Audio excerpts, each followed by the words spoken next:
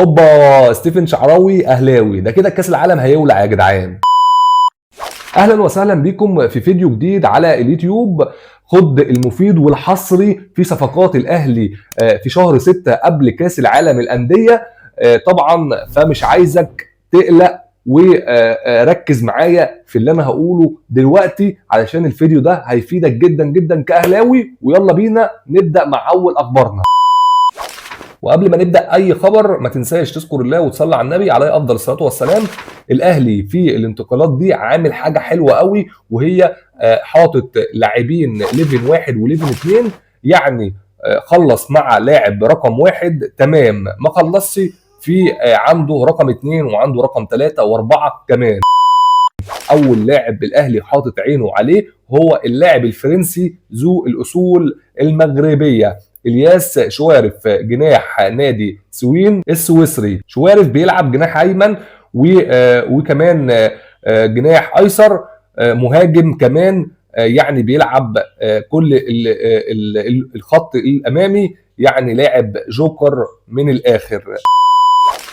تاني لاعب معانا هو جوناثان اوكيتا، لاعب طبعا سويسري، جناح ممتاز. وعلى فكره كولر عايزه اوكيتا من الصيف الماضي، كان عايز مارسيل كولر اللاعب من الصيف الماضي.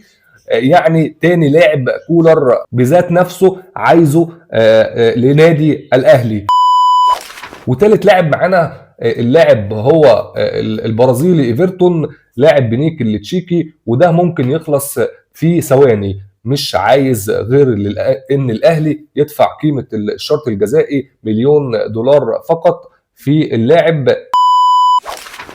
والمفاجاه اللي معانا النهارده تاني او رابع مفاجآت الاهلي، طبعا تدعيما لصفوف نادي الاهلي في كاس العالم 2025، اللاعب احمد سيد زيزو. المفاجاه اللي الاهلي هيعلن عنها وبشكل خرافي.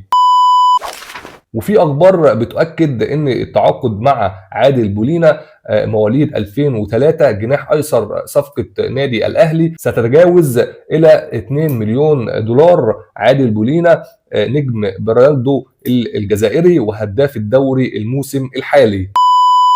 احمد حسام ميدو يرحب بالمدرب نادي الزمالك الجديد جوزيه بيسيرو بعد وصوله الى القاهره. ووكيل بيسيرو قال ان الزمالك هو المشروع الذي كان يبحث عنه المدرب البرتغالي.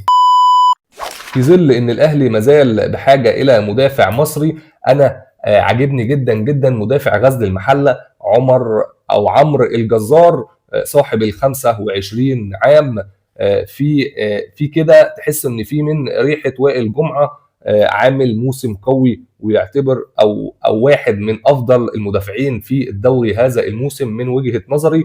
اضافه قويه لاي نادي. انا بتمنى ان الاهلي يتابع اللاعب، كواليتي محترم وهيكون اضافه قويه جدا جدا لنادي الاهلي. اللاعب عمرو الجزار لاعب ممتاز جدا جدا جدا، وتحسه كده ان انت بتتفرج على وائل جمعه، نسخه وائل جمعه كده، لاعب بكواليتي جامد جدا جدا. لو الاهلي تعاقد معاه هيبقى صفقه ممتازه جدا. كريستيان في بيبري، عندما يخوض الاهلي اول مبارياته امام ميسي، اعتقد ان العالم كله سيشاهد المباراه. ستكون بطوله كبيره وحجم المشاهده سيكون باعداد ضخمه للغايه، سواء في الملاعب او امام الشاشات التلفزيونيه. وكمان قلت الاهلي موجود مع ضربه البدايه، مما يجعله محطه الانذار للعالم الجميع.